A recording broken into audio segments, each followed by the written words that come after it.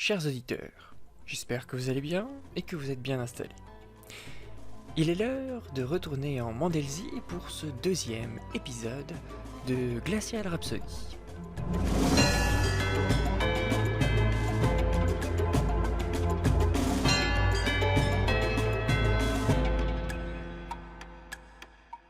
Deuxième jour. Comme chaque jeudi, Justine se retrouvait à l'Assemblée des maires à Valextine pour y faire un état des lieux des actions menées par son gouvernement. Le sujet du jour portait sur la toute nouvelle communauté autonome récemment intégrée à la Mandelzie, les Skilde. Ce petit bout de terre, situé au pôle Nord, avait 3 mois plus tôt été attribué à la Mandelzie par l'OCGC à l'occasion de la conférence des pôles. Cette assemblée avait statué sur la division des pôles GC1 et attribué les territoires aux nations en ayant fait la demande. La Mandelzie avait revendiqué un petit bout de territoire au pôle Nord. L'objectif était d'en faire une zone protégée et d'expérimentation scientifique, là où ses voisins envisageaient plutôt l'exploitation minière et les expériences militaires. Cependant, le territoire était habité par quelques autochtones, et il semblait nécessaire de se mettre en bons termes avec eux. En tout et pour tout, ce territoire comptait un peu plus de 3000 individus. Ses habitants, aussi appelés Esquilmos, étaient essentiellement des nomades. Il y avait également quelques sédentaires vivant dans 3 villages, Reskild, Terild et Medild. L'Assemblée des maires débattait donc de la méthode à adopter pour prendre contact de manière pacifique avec ces communautés. À la tribune, le maire de Teide faisait l'état des lieux des propositions mises au vote de l'Assemblée.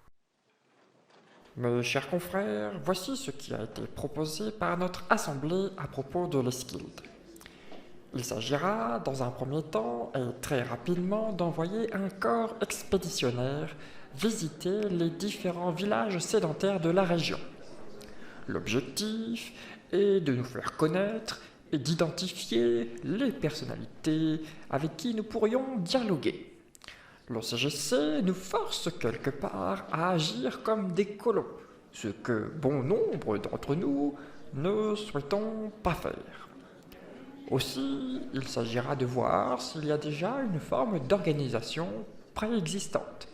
Si c'est le cas, nous pourrions tout à fait nous appuyer sur celle-ci et négocier la transformation de cette organisation en une communauté autonome mandelzienne. Dans les faits, cela ne changerait que peu de choses pour le territoire, sinon que nous lui apporterons les aides dont il a ou non besoin. La contrepartie serait l'établissement d'une base scientifique sur les territoires esquilmos et l'assurance qu'aucune ressource ne sera exploitée par la Mandelzie en Esquilde. Dans le cas où aucune organisation n'existe, cela sera sans doute plus délicat et nous devrons aviser. Je propose de mettre cette proposition au vote. Y a-t-il des questions ? La maire de la commune de Miltilael, Manon Guillassan, demanda la parole.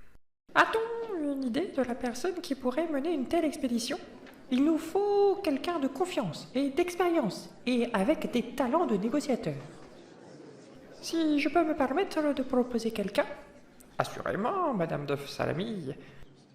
Eh bien, il se trouve que M. Alfred Varamir a déjà mené de nombreuses expéditions de par le monde, y compris dans des territoires peu accessibles, comme par exemple la Talsbrei, ou dans des parties reculées de la Mandelzie. Je pense qu'il serait le candidat idéal pour une telle expédition. Ma foi, nous connaissons tous ses qualités, et c'est quelqu'un de confiance. Je propose que nous votions également pour désigner M. Valamir comme émissaire des pôles chargé de prendre contact avec les communautés esquimaux. L'Assemblée, après en avoir délibéré, adopta ces 2 principes.